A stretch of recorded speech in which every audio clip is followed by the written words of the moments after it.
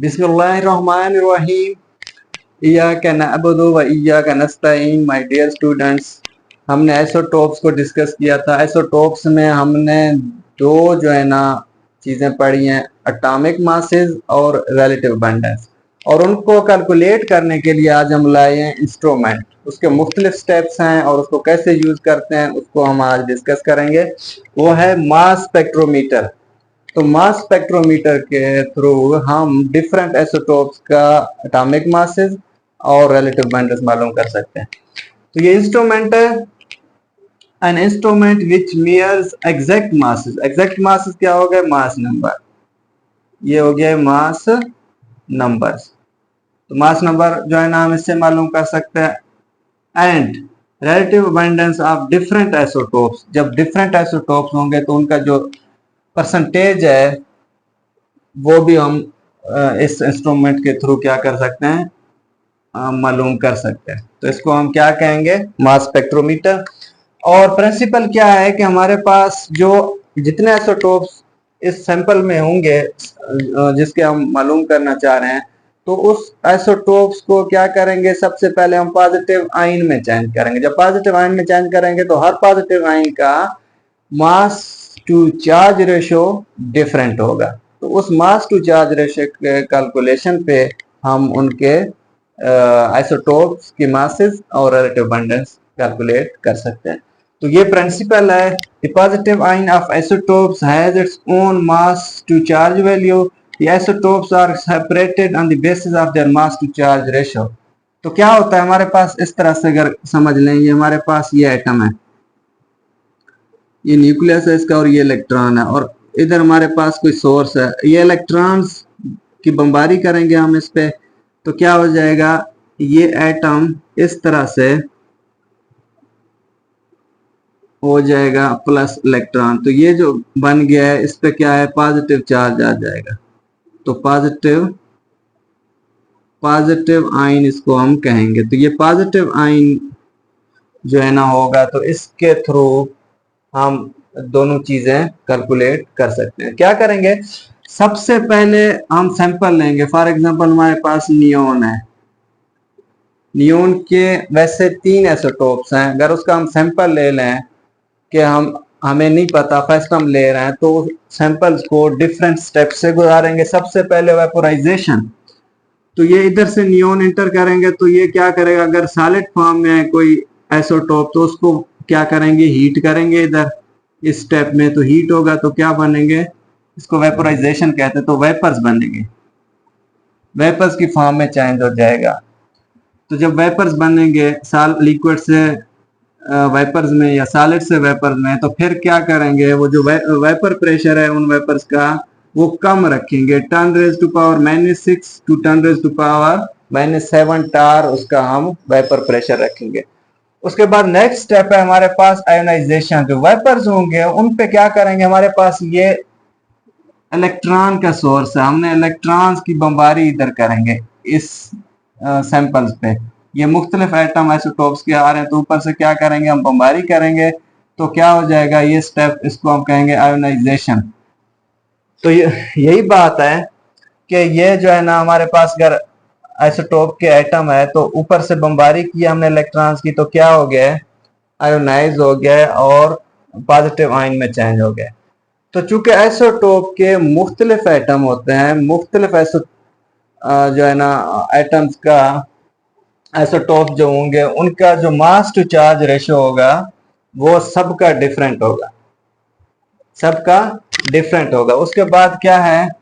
इधर हमने क्या करना है? ये जो है ना हमारे पास इलेक्ट्रिक फील्ड है, ये पोटेंशियल डिफरेंस पैदा करेगा। जो है ना ये पॉजिटिव चार्ज का आयन है हमारे पास, तो ये इस पे नेगेटिव चार्ज है, तो इधर से इनको अट्रैक्ट करेगा। अट्रैक्शन के बाद ये मुख्तलिफ जो है ना एक्सेलरेटर से गुजरेगा। इधर से क्या करेगा? इस मुख्तलिफ जो है ना एक्सेलरेटर से गुजरने के बाद ये जो पोटेंशियल डिफरेंस है वो है 500 टू 2000 वोल्ट। तो ये मुख्तलिफ जो है ना हमारे पास आयन्स हैं, ये इधर से अट्रैक्ट होने के बाद मुख्तलिफ एक्सेलरेटर से गुजरने के बाद क्या होगा? हमारे पास नेक्स्ट फील्ड आएगा मैग्नेटिक फील्ड।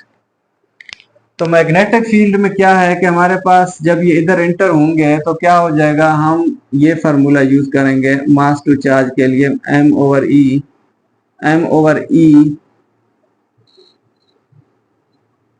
m/e जो है ना वो इज इक्वल टू h²r/e। तो ये डिफरेंट वैल्यूज हैं। जो h है वो है मैग्नेटिक फील्ड, वो है मैग्नेटिक फील्ड, और उसके बाद जो E है ये है इलेक्ट्रिक फील्ड, और जो R है वो क्या कहते हैं, रेडियस को।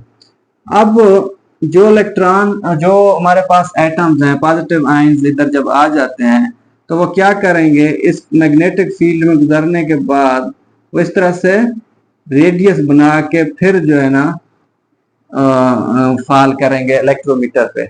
तो इसके जो है ना अफेक्ट की वजह से, मैग्नेटिक फील्ड की अफेक्ट की वजह से क्या बनाएंगे, इस तरह से रेडियस बनाएंगे। तो वो रेडियस जो है ना आर होगा और उसकी वैल्यू हम मालूम कर लेंगे।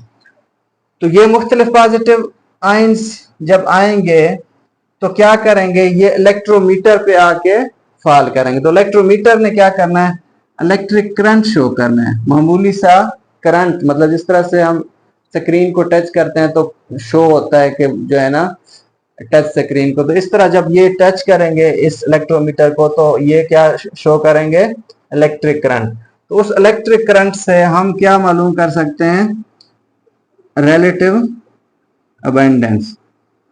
तो मतलब ये इधर हमने सैंपल लिया है तो हमारे पास 3 किस्म के आइसोटोप्स हैं, Ne है, Ne और Ne। तो इसमें क्या है, एक तो इनके मास नंबर्स हैं, एक 20 है, 21 है, 22 है। तो इसका रिलेटिव अबंडेंस आ जाएगा कि ये इस सैंपल में कितना परसेंट मौजूद है।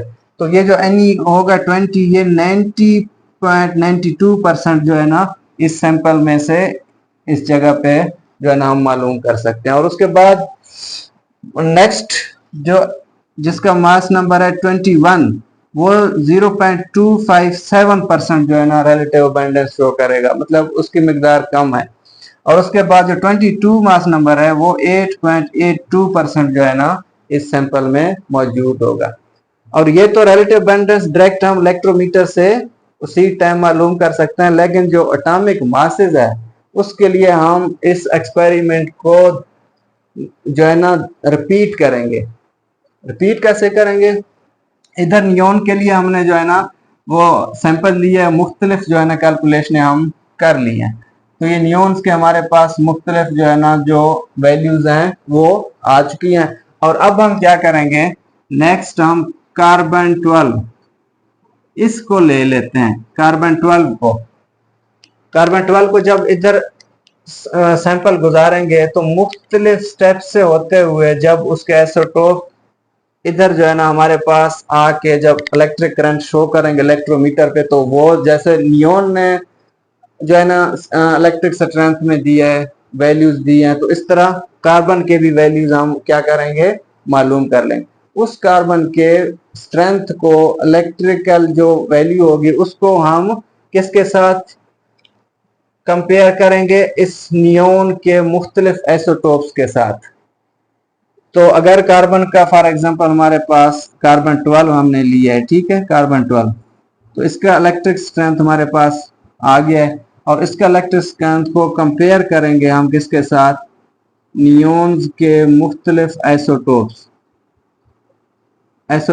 की जो वैल्यूज हमने कैलकुलेट की हैं उनके साथ। तो हमारे पास जो नियोन के जो है ना एटॉमिक मासेस हैं वो क्या होंगे, वो डिफरेंट आइसोटोप्स का हमारे पास वैल्यू आ जाएंगी। एक 20 है मास नंबर, नेक्स्ट नियोन जो है ना कौन सा है, 21 है, ये नियोन 20 है, नियोन 21 है। और उसके बाद जो नेक्स्ट मास नंबर है वो है नियोन 22। तो इस तरह से इसके कंपेयरिंग से हम एटॉमिक मासेस भी मालूम कर सकते हैं। और नेक्स्ट आजकल जो मॉडर्न जो हमारे पास रिजल्ट्स हैं, अगर हम इस इलेक्ट्रिक करंट की जो वैल्यूज हैं इनको अगर हम ट्रांसफर कर दें रिकॉर्डर पे, रिकॉर्डर नेक्स्ट स्टेप है इलेक्ट्रोमीटर के बाद। अगर उधर हम जो है ना ये शो करें तो क्या हो जाएगा, हमारे पास ग्राफ बन जाएगा मास नंबर्स के दरमियान और रिलेटिव बंडल। मतलब अगर हमारे पास नियॉन का 20 है, 21 है, 22 है, 3 आइसोटोप्स हैं, तो उनका हमारे पास क्या आ जाएगा, रिलेटिव बंडल्स। 21 का रिलेटिव बंडल्स क्या है, 90.92, और इस तरह ये रिलेटिव बंडल्स और ये मासेस के दरमियान क्या है, ग्राफ है। 21 का 0.257, 22 का 8.82%। तो इस तरह से हम जो है ना मुख्तलिफ आइसोटोप्स का जो अगर हमें एटॉमिक मासेस और अगर रिलेटिव अबंडेंस मालूम करना हो तो इस इंस्ट्रूमेंट को यूज करते हुए हम जो है ना कैलकुलेशंस कर सकते हैं।